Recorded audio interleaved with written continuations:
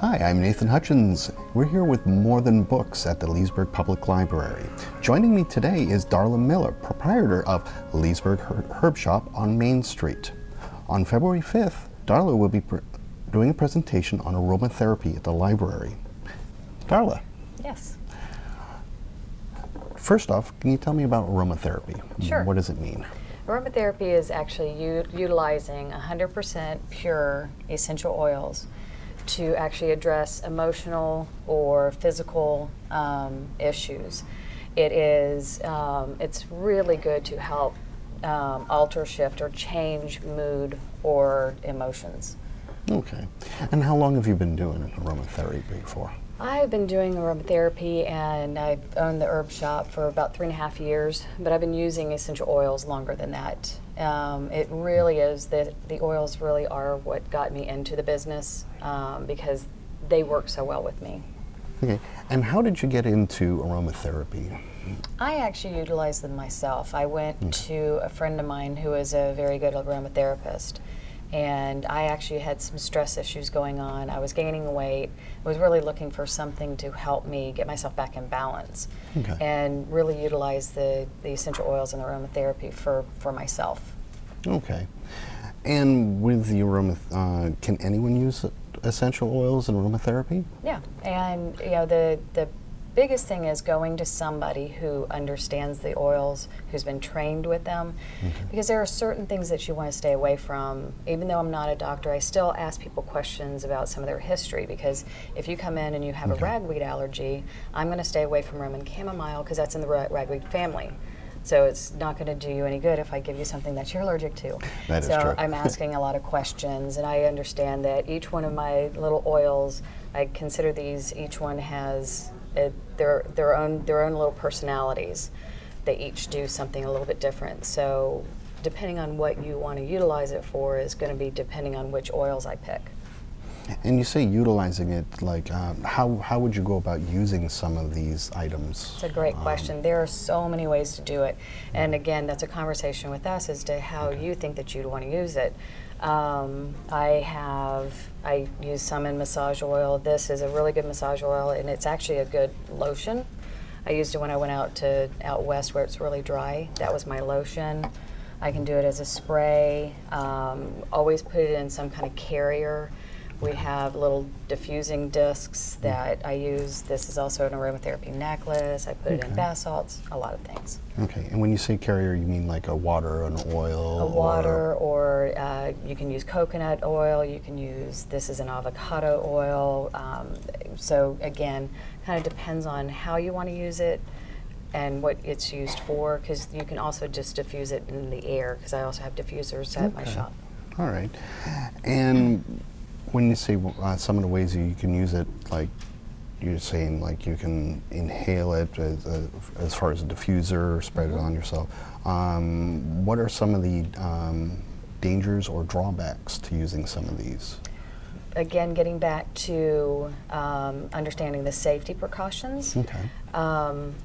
There are very few oils that should be used topically without a carrier. So say like lavender, one of these lavender, you could typically, people can use that directly on the skin. But something like cinnamon can be very caustic, it can burn. So understanding the characteristics of the oils and whether or not you use them topically with or without a carrier. Again, is there some kind of allergies? If somebody has high blood pressure, then I'm going to stay away from some of the oils that are heating. So again, it's that conversation that I have with people coming in as to, there's just some basic questions I'll ask, and then I'll start pulling some stuff aside that maybe they should stay away from. Because I do a lot of custom blending at the shop. So say you come in and you say, I'm just under a lot of stress, what can we do? We can either do it from an herbal standpoint, or some people don't want to take capsules. So I go to the essential oils, and I'll do a stress release spray. But it might be that there's something in there in my typical formula that you can't use, and there's maybe some other things that I might want to add just for you. And when you say essential oils, what does that really mean as far as being essential oils as opposed to different other kinds of oils? Right. Essential oils are 100, they should be 100% pure. The hard part is trying to get to that. So I'm always a big proponent of knowing where you get your oils and knowing the companies. But basically it is an extract, or they actually take it from either the leaves, the roots, the stems, just depending on the oil. Throughout history they figured out what part of the plant is most effective. So there's a whole process on distilling it. I don't do that. I trust the companies I go to do that. But I know the companies I use that they test for, is it the right part of the plant? If they want the flowers, they're not getting the roots. Has it been treated with any kind of chemicals, pesticides? You know, does it have any kind of impurities in it? Because if it has those impurities in it, it can do one of a couple things. Either it won't work as well, or it could be detrimental to our health. So having a pure oil is just essential. Okay. So when you talk about trusting the manufacturers, they're going to look at like how the plant was raised, or where it was raised, and how it was processed, and right. Everything. The company that I use, they audit their suppliers once a year. Okay. They go physically on site, and they do get their products worldwide, because the lavender of France, because it has the right soils, the right elevation, the right rainfall temperature, is going to be the best lavender than something that maybe somebody grew themselves. Yeah.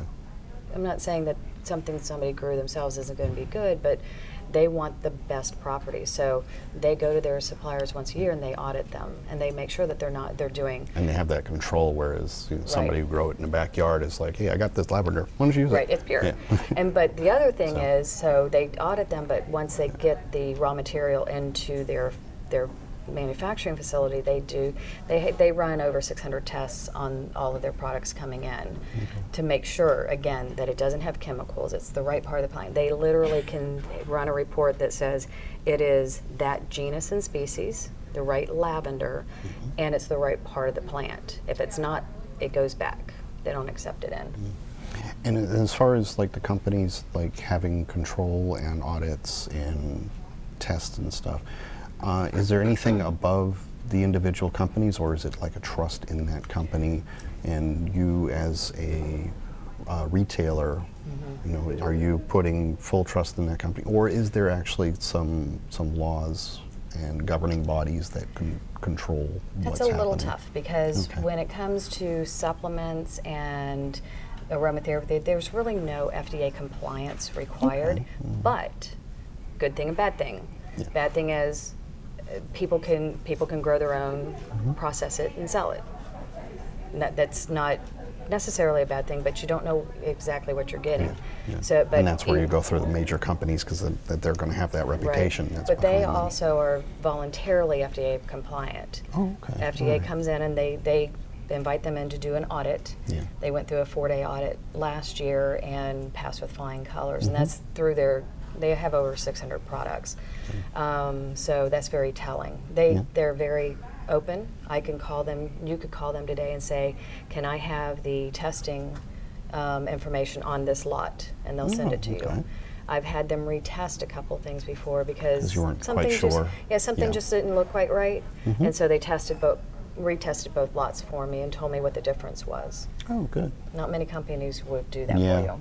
Most of them will just be like, no, this is right. And it's like, Trust us. Or they actually have a third party doing their testing, and they're trusting that testing. Okay. This one company that I have in, they also do have a third party testing them, just kind of as another audit. So they do their own testing. They make sure that kind of like everything's multiple right. layers of protection that way for Absolutely. the consumer and also the retailer, such as yourself. Right, and because when people come to my shop, they know that I've read the labels. I still want you to do your homework. Oh yeah. It's still up to you as to whether or not you accept what I have. Because some people, there are people that are very brand specific. Yeah. And I've just chosen to have this one in. But you know, you could come in, most people after they've been in the shop for a while, they know I've done my due diligence on my products. But I still push back a lot of times. I'm like, did you read your labels? Yes. Do you trust the company? I mean, they trust me, but I want them to also trust the company. Yes. And when you say a person should do their own research into this as well, to kind of give, so you have this knowledge that this is what you need to do. Where can a person go to get this kind of information? You have to have, because especially with the internet being so full it's of, crazy. It really is. I trust this website or do I trust this website? It takes a while. It does. Yeah. And once people start looking at, doing things either from a holistic standpoint, and I never, ever, ever tell people not to go to the doctor. If somebody comes in, they need to go to the doctor, they need to go there. Well, they need to know their allergies too. Absolutely. Yeah, absolutely. So what I tell them is the herbs and the essential oils, they don't cure anything. They just help our body get back in balance. Something's out of balance, and so they help to get back in balance so the body can heal itself.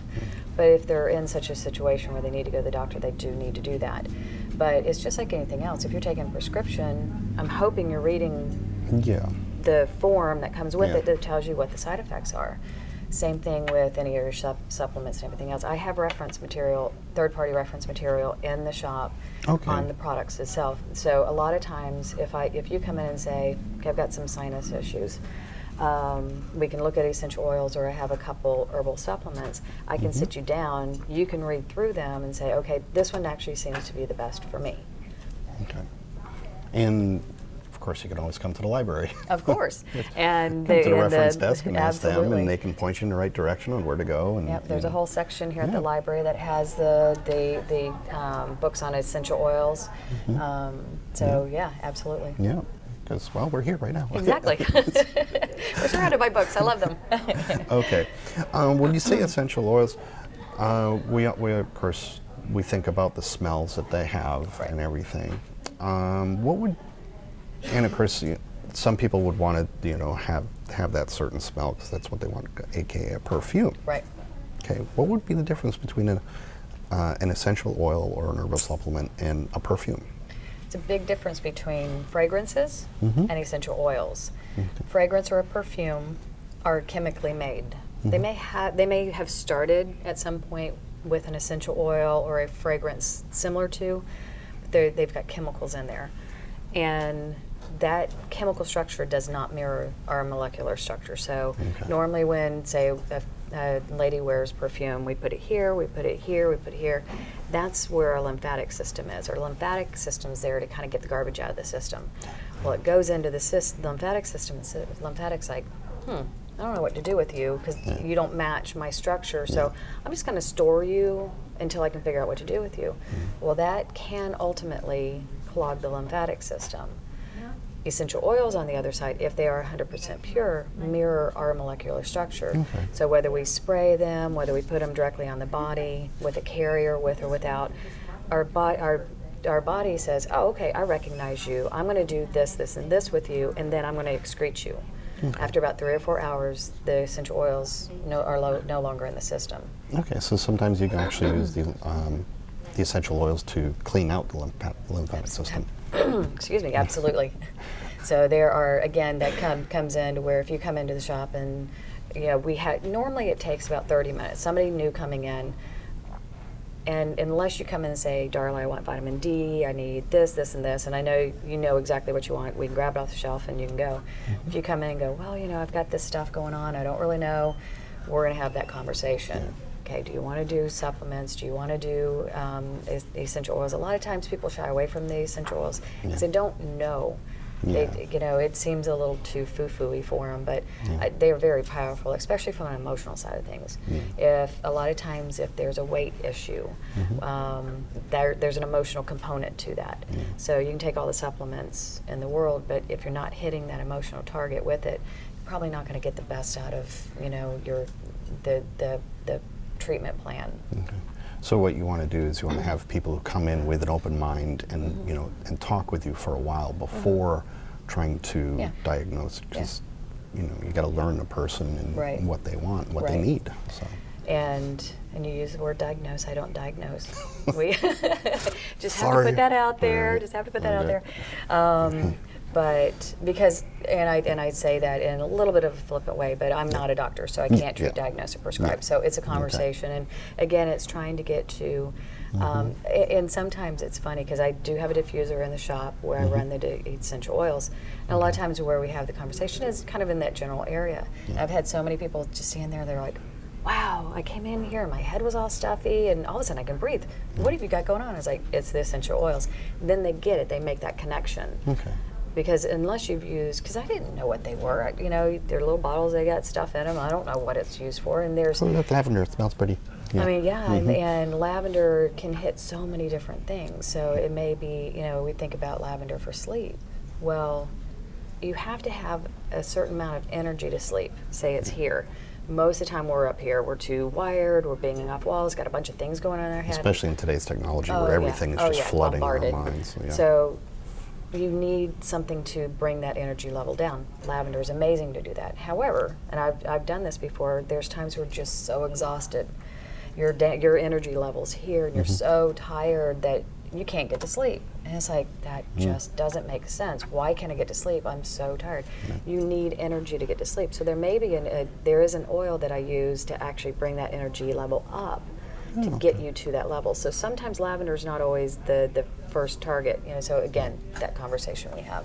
So, so when we're talking about using like the essential oils and the diffusers and stuff, you know, sometimes it's more your environment that you want to change rather than just yourself. Right. Creating, as you said, the environment to get to sleep easier, whether it be to lower the level or raise your level. Right. So what would be some general overall like smells or fragrances to use in a house to? You know, for me, you know, of course, because I play with the oils all the time. I mean, the good thing about the oils is there's hardly ever a wrong answer when it comes to just kind of with the house. You know, it's what makes you feel good. Yeah. So you can smell the oil, and some days it's like, not so much lavender. Okay, because it could be like a day by day one, or it could be even time of day. Like in the morning, you want to wake up, get going, like that, like smelling that coffee in the morning. Oh yeah, and get your peppermint. Peppermint's very energizing. And then if I have to clean my house, I'm going to use cinnamon. Cinnamon's like a big warm hug, and it just makes the house smell good. I hate cleaning my house, so it makes me feel good. It makes me happy. I hate cleaning my house too. So use cinnamon, and cinnamon's cinnamon's antiviral. It's antibacterial. So not only are you using it, you know, and I'll put it in a Castile or a pure soap, and I'll just put some drops in there. I'll use it to clean my dishes. I mean, I use it bubble baths. I use it for bath salts. Never even thought of putting it in the dish soap. Yeah, I just use a standard just liquid soap with nothing in it. Use that, and then I'll go, what am I in the mood for? I'll look around and go, okay, put some drops in there. Yeah, so like in your dealings with, like, you're saying like a soap with no scent in it, and of course, you know, you said perfumes are more of a chemical. Right.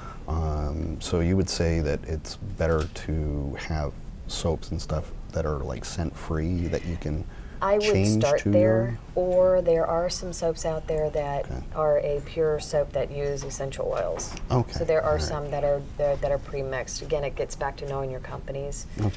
And if anybody ever has any questions, they can always come in and ask. But 'Cause I like getting the you're- unscented one because then I can put whatever I want in there. So if I'm in the mood for lemon one day, I can just put lemon in there. If I want, you know, because I'll also use it for my bubble bath. Okay. You know, and then I've got one oil. It's a blend of oils. It's called Deep Relief, and it's actually what got me in this business because it is so amazing from a muscular standpoint. You know, if you have a sore muscle or joint relief. So I use it as spray. I use it as lotion. I use it in the bubble bath. I put it. You know, you can do it as a foot soak. It's amazing. Love it. Yes. I have to remember that. Love it. Deep All right. Relief. Going back to your store now, you're right here on Main Street.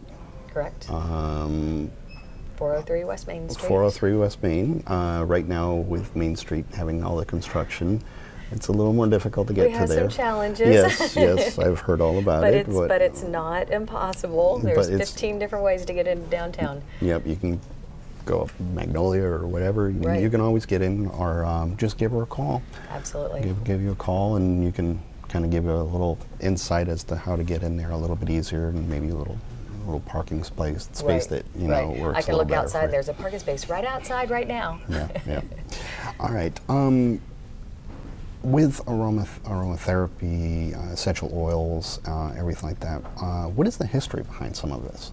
Yeah, so the essential oils have been used for thousands of years. There's over 100 references in the Bible just on frankincense and myrrh alone. They are, I love that blend together anyway. They are very grounding, very centering, but they were actually praised or prized more highly than gold back in those days. The lavender has historically been used for burns, but the other thing that was used in World War II when drug supplies were low, doctors actually turned to essential oils to actually, help their patients. Okay. They use thyme because it boosts the immune system, lemon, which actually boosts the white blood cell count, and clove because it's the best for pain, so TLC. I don't think they meant it to be that, but those are the main ones that they use. So they have been used for a long, long time for both topical. A lot of it's topical applications for. Yeah, I remember reading some stuff with the ancient Egyptians having a lot of like the spices. The spice trade or the spice road. Right, and they going would through Asia, use the lavender in the baths and stuff like that to anoint, in the baths, and also, they've been used for a long, long time. It is, people's perception, I think, sometimes of the oils. Again, and sometimes you actually have to look back into history to find. right, and so I have a work. lot of reference material at the shop. And trust me, I've gone through, and because you do have to weed through a lot of information, especially when it gets to blending, because some recipes you read, they blend the oils, they put a very high dilution to it. I mean, it's 40 drops to like a teaspoon. It's a little bit goes a long way with essential oils, and so I do a much lower dilution ratio and still get very good results. I'm probably one of the more cautious people when it comes to this, because just like you can go into a healing crisis if you take too many supplements or take too many, do something from an herbal standpoint, you can also get into an emotional healing crisis as well. And you really don't want that to happen, so you really want to start balancing on a very, on a slow level, but sometimes the oils can work very, very quickly, but a little bit goes a long way. That's good. That's a great way to end it. So you're going to be here on February 5th. Yes, doing a Aromatherapy 101. presentation on aromatherapy, so you can listen to more of what you have to say. Right. Okay, even ask them questions. I'll have some oils, and I'll be able to pass them around for people to smell. Okay. That way they'll get a better sense of, as I'm talking about cinnamon, they can smell it. Some people, because the sense of smell, hits the oldest part of our brain, and a lot of times people will smell something and it'll just trigger a memory. And sometimes Kind of like when I walk into my garage and I smell old motor oil. Right. That reminds me of growing up, my father restoring antique cars. Exactly. That's exactly right. And so sometimes with the essential oils, some people, frankincense is one, and patchouli, but frankincense is one that I found you either like it or you don't, because a lot of times frankincense in the Catholic Church, they use it, they diffuse it in the... They got the little ball to go. Yeah. Well, your first experience with frankincense may have been at a funeral. At a Catholic church, so you may may remind you, but you may have grown up in the Catholic Church, and it's a deep love for you. So it's interesting to see people's reactions to the oil, and a lot of times it's as much emotional as whether or not they actually like that scent. Okay. All right. So you can always come to your shop on Main Street. Absolutely. Come here to the library on February 5th. Come to the library and learn a little bit more. Just give her a call. Absolutely. And I'd like to thank you very much for joining us today, Darla. Thank you. It's my pleasure. Yes. Appreciate it. And I've been smelling all these, and it's like, ooh, nice. So, That's all for More Than Books. I am Nathan Hutchins. Join us on Facebook, Twitter, or see us on our city website. Until next time.